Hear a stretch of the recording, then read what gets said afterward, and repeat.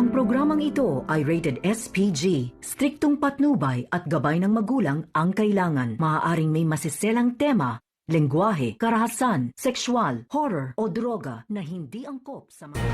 Kumusta mga kaibigan at welcome back sa ating munting channel. Narito ang aabangan natin na magaganap sa EPJ Batang Quiapo.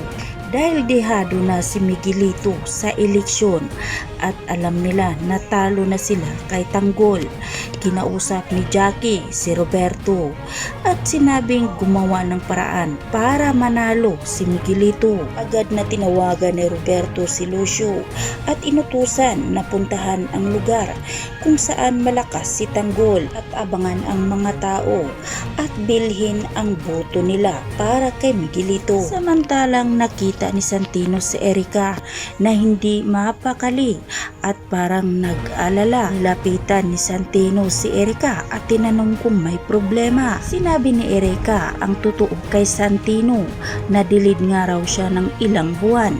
Nag-alala naman si Santino dahil baka buntis nga raw si Erica. Sa kabilang banda, nakita ni Rigor si Tanggol na kasama si Marites at Tinding.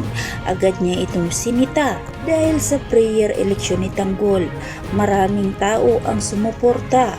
Agad ngang sinita ito ni Rigor dahil ang kapal nga raw ng mukha ni Tanggol at bawal na nga raw ang kanilang ginawa dahil tapos na raw ang pangangampanya. Nakasagot naman si Tanggol na wala nga raw silang ginawang masama kaya wala rin karapatan si Rigor na pagsabihan silang ganyan. Sumabat na rin si Tinding at pinagtanggol niya ang kanyang apo na si Tanggol. Sinabihan niya si Rigor na mas galit nga raw itong si Rigor ngayon dahil mas marami nga ang sumuporta kay Tanggol. Hindi nga raw tulad ng dati na puro galit na lang ang matatanggap ni Tanggol. Uminit ang ulo ni Rigor kaya agad niya itong sinabi. Pasigaw na pinaalam ni Rigor sa mga tao na kapag mananalo daw si Tanggol bilang mayor, wala nga daw itong magandang idudulot sa buong Maynila. Sinagot ni Tanggol si Rigor na nagkakamali nga raw ito dahil kapag mananalo at makaupo na si Tanggol bilang mayor, tatanggalin niya ang mga pulis na iskalawag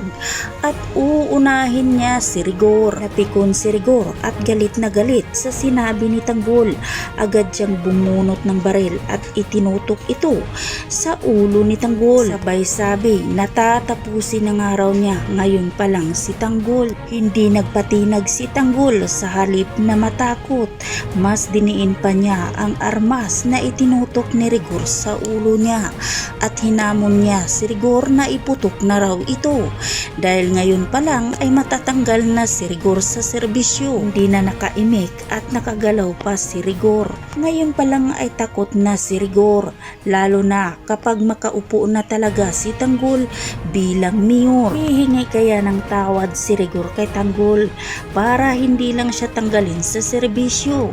Yan ang ating aabangan at pakatutukan mga kaibigan dito lang sa EPJ Batang Quiapo.